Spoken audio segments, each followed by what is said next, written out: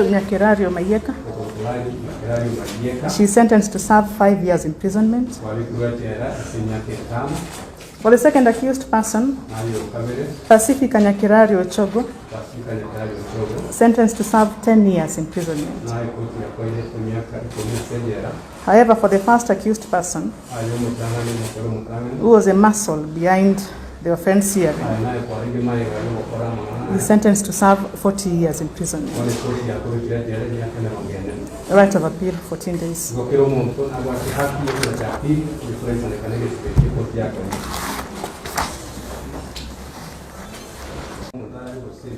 To be set by the relevant judicial officer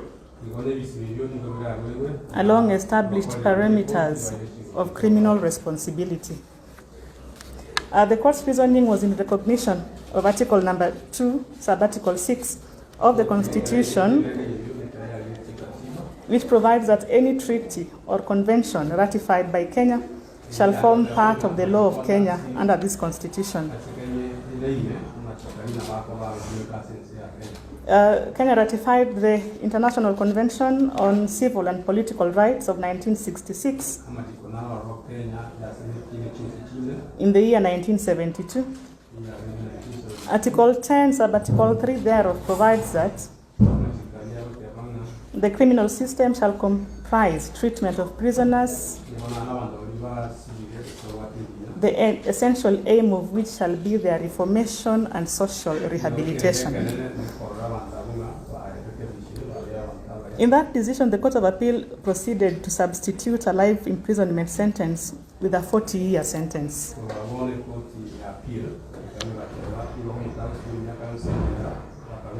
The appellant in that case had been convicted of defiling a 4.5-year-old child.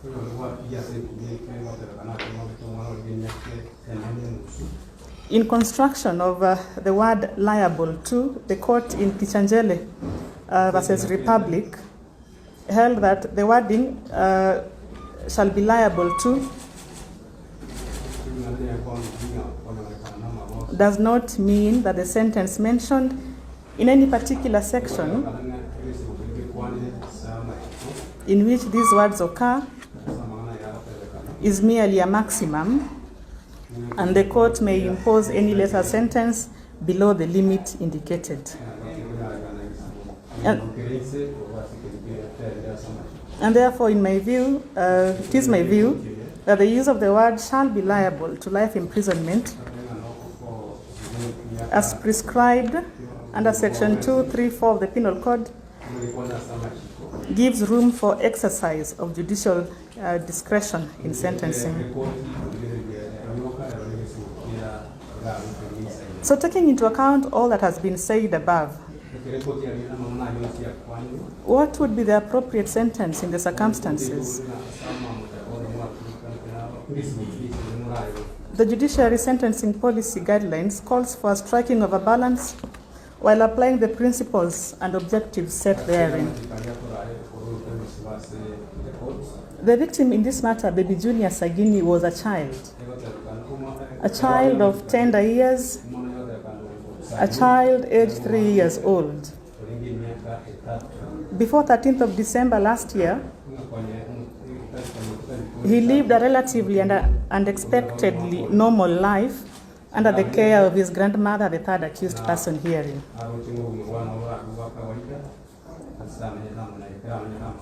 However, the events of 13th of December last year will forever be etched in his mind, and should his memories fail him, will forever be engraved in his physical life.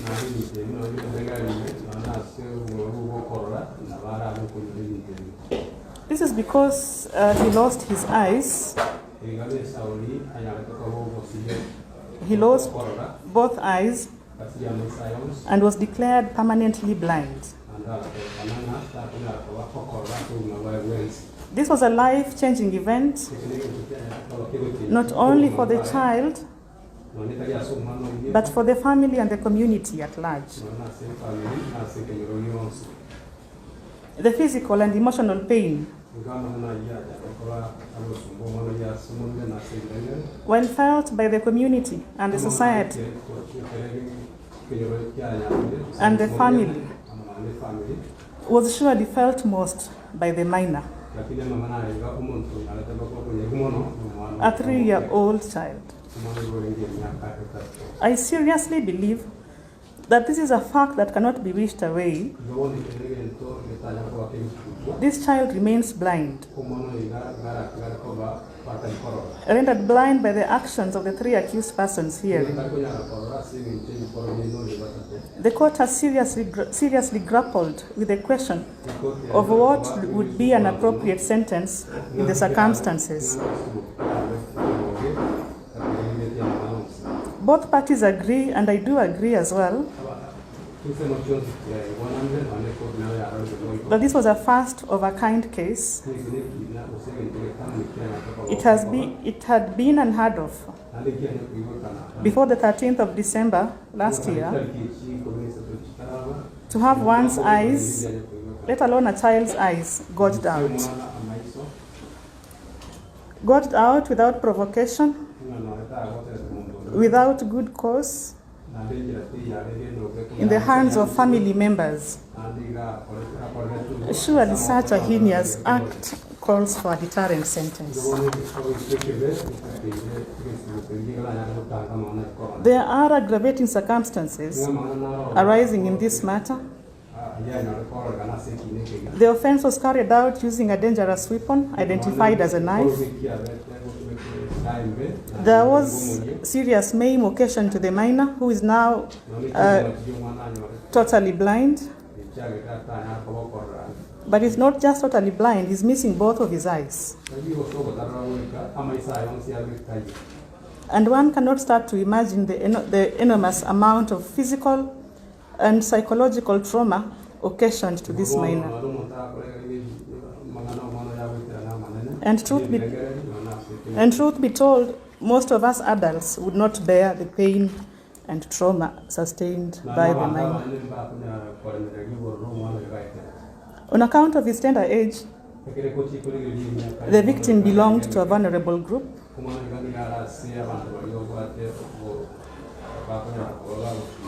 The offense was committed in a highly inhuman and grossly degrading circumstances. It was quite a sad and unfortunate incident whose actors surely must be punished. I have taken further into consideration the sentiments of the victim, baby Junior Sagini. This child is now 4 years old. He has undergone treatment for the injuries sustained. It is said that he will need to learn a totally new way of life, different from other children due to his current incapacitation.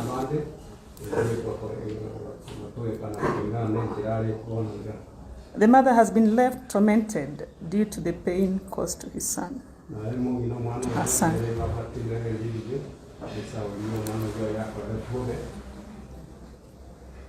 A condition that cannot be reversed. It is said that the mere mention of the second accused person's name jolts the minor to walk away.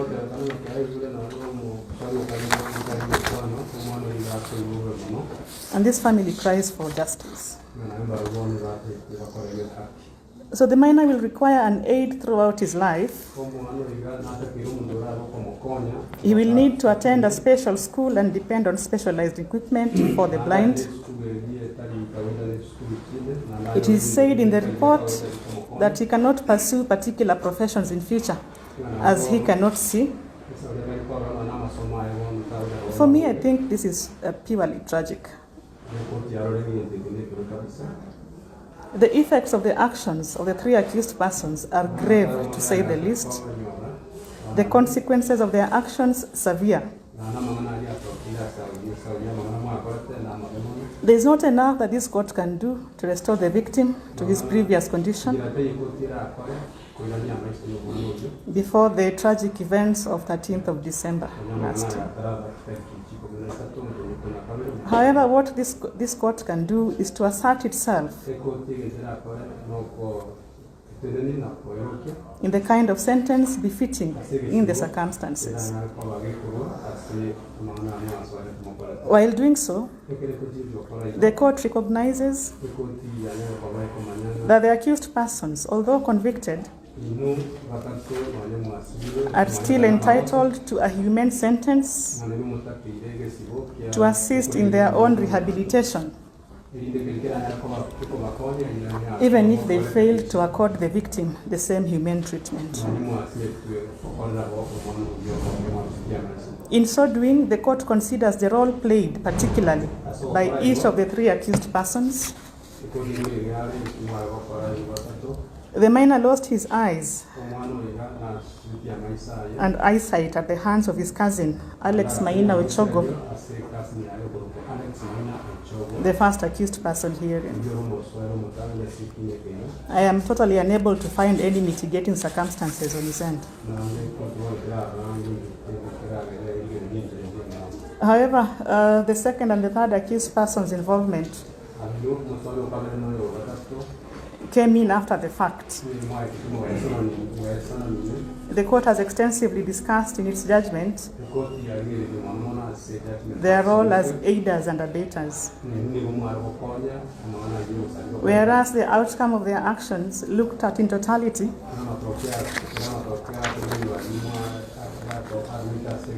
arrives at the same result.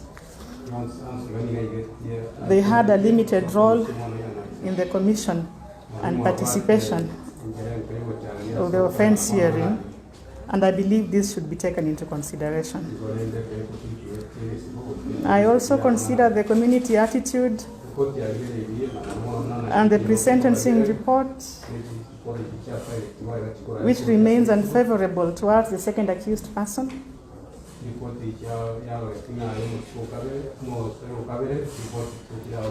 However, the same is different for the third accused person, who is said to have taken care of the victim and the sister,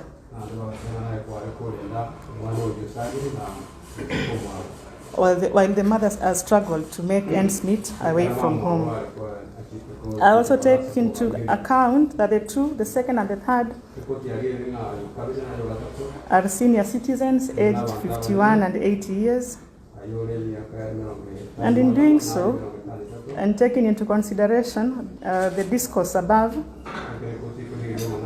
I arrive at the following decision to be an appropriate sentence in the circumstances. I'll start with the third accused person, Rael Nyakirario Mayeka. She's sentenced to serve 5 years imprisonment. For the second accused person, Pacifica Nyakirario Ochogo, sentenced to serve 10 years imprisonment. However, for the first accused person, who was a muscle behind the offense hearing, he's sentenced to serve 40 years imprisonment. Right of appeal, 14 days.